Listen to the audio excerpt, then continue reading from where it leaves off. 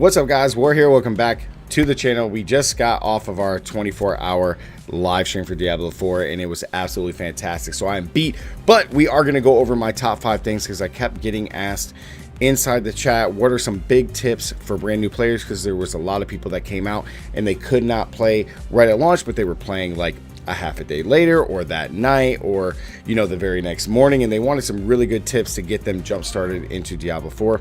So here are my 5 top tips that I could give you before you reach level 50 in Diablo 4.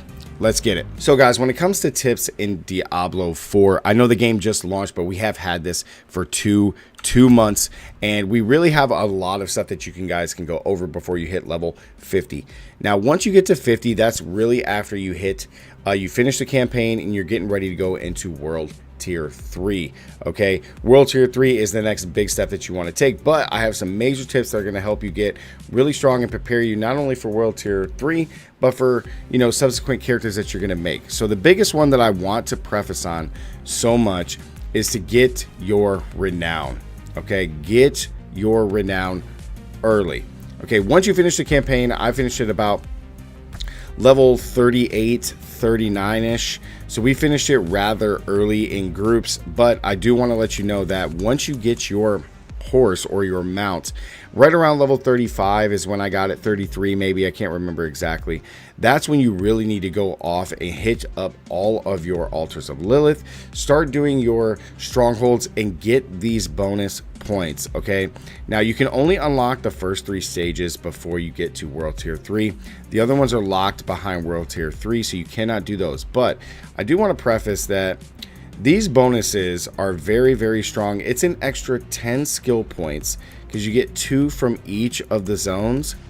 And then you're not only going to get that, you're going to get a lot of stat upgrades if you get all of your altars. This is very, very crucial in power scaling your character before you go to the very next world difficulty, and more importantly, before you fight the capstone dungeon, which we did pretty early at level 40, and it was actually pretty tough. We had to gain 5 more levels before we could actually beat it. So I do want to say there is a beautiful resource down in the description for Diablo4.io, or was it d4planner.io. You can use the map and it will show you all the altars of Lilith and everything to help kind of boost your renown, because you're going to get it from getting altars, you're going to get it from exploring the map, doing the dungeons, as well as doing strongholds and just visiting cities. Okay, so getting renown is very, very important early on, or at least after you finish a story. I would say if you're doing it before finishing the story, don't worry about it. If you're finding them along the way, then by all means, but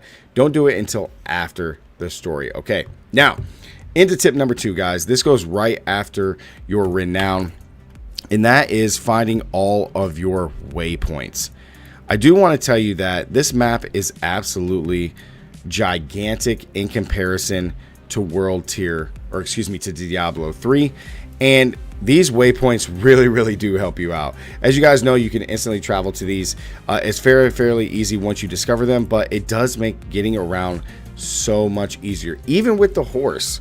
The horse is a whole nother level. I'm so happy that Blizzard put this into the game, but having all of the waypoints unlocked just makes getting around the map so much easier for world events, getting around for Tree of Whispers, getting around for Hell Tides, and then getting around for getting all of your aspects in Diablo 4. Unlocking these waypoints can be a really good idea. One thing that you can do that we did is in groups, we kind of were like, we're moving around and doing things, and while people were messing with stuff, we were unlocking them. You'd TP back in a group, and it just made it really, really easy to get around. So I do recommend doing this really, really early as you're going through the story. Like, go through the story as you're moving through, just grab these along the way. It'll make your life way easier. Okay, into tip number 3 that goes right off of your waypoints, guys, and that is your dungeons. Okay, there is so many dungeons in the game with all of your aspects. Okay, a lot of these aspects are going to be super powerful for your character. For example, we played in groups. We had a rogue on our team. Once you get through Kovashad and you go into Act 2, which was it Skazglin, right up here in this top right one, this particular dungeon here is where you get Twisted Blades. Once our rogue got twisted blades, the rogue pretty much carried us all the way through the rest of the game. So there is some aspects and dungeons that you need to do for some of these classes that just make you super strong and super OP, especially early in Diablo 4. Like this one right here. Each time Chain Lightning bounces off you, gain 4 mana as a sorcerer. This is insane in Act 1. With Chain Lightning being one of the strongest leveling skills in the game for sorcerer, having something like this just allows you to infinitely spam it. So go through, look up, use the same map that's down in the description, guys, and look up key dungeons that have aspects that pertain to your build and what you are playing. Okay, this is going to help power scale you even stronger and make it even easier to get through the story. So make sure you go through and dungeon farm like crazy. Not only that, it's going to give you a lot of EXP, so make sure to do it. Okay, going into tip number 4, guys, I want to tell you right now, we're going to have a whole separate video on exactly how the numbers work and why this technique is so powerful, especially for subsequent characters, but you want to be doing Tree of Whispers. Soon as you finish the story, do nothing else but Tree of Whispers until you get strong enough to take down the capstone dungeon, which is in Kovashad, the main one. It's in this city right here. You go up into this corner and you'll be able to fight it. But do these. We have ours unlocked for our next one for Fallen Temple to get through and to go that way. We can go to World Tier 4. Okay, Tree of Whispers is a very, very strong tool. Not only do you get it as soon as you finish the story, but you're going to be able to farm dungeons, get aspects, get tons of EXP, turn these in to get gear as well as resources. I mean, the list goes on.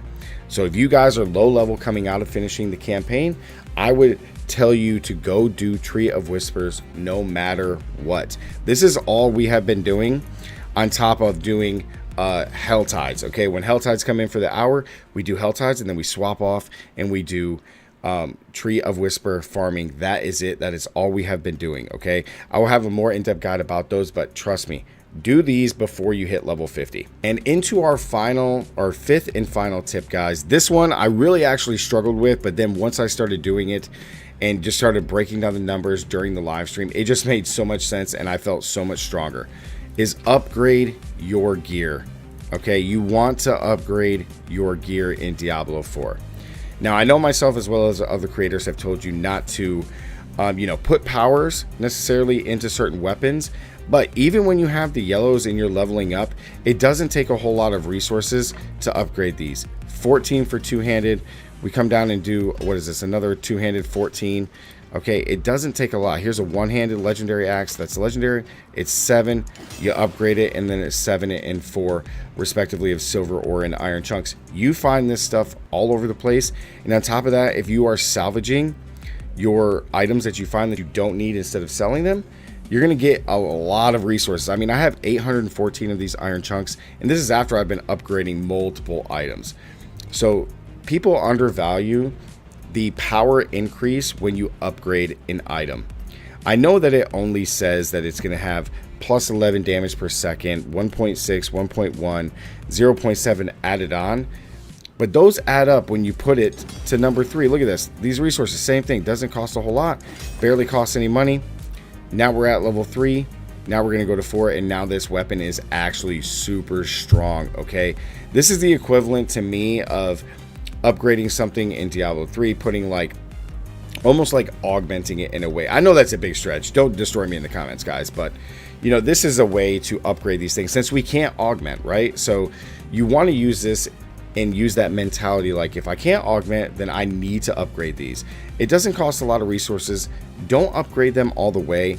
I would probably say go no higher than 2 initially, so that way you're only spending the first couple resources, right? You're only spending the first 2. You're doing iron chunks and then you're doing silver ore. That way you're not spending a lot of materials and you get a really good boost.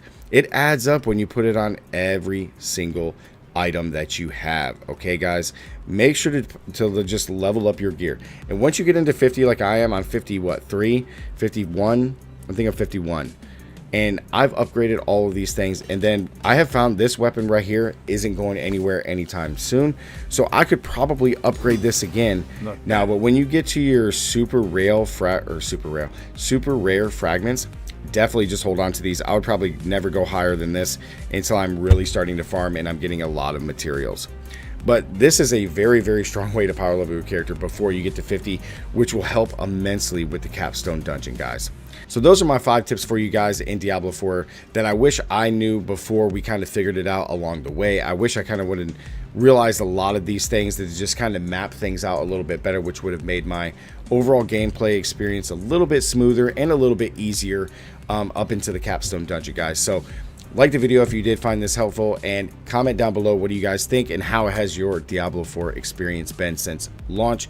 And make sure to sub if you guys are new. We're trying to get to 10,000 before 6.6 of Diablo 4. So as always, stay gaming. I'll catch you guys in the next one. Peace.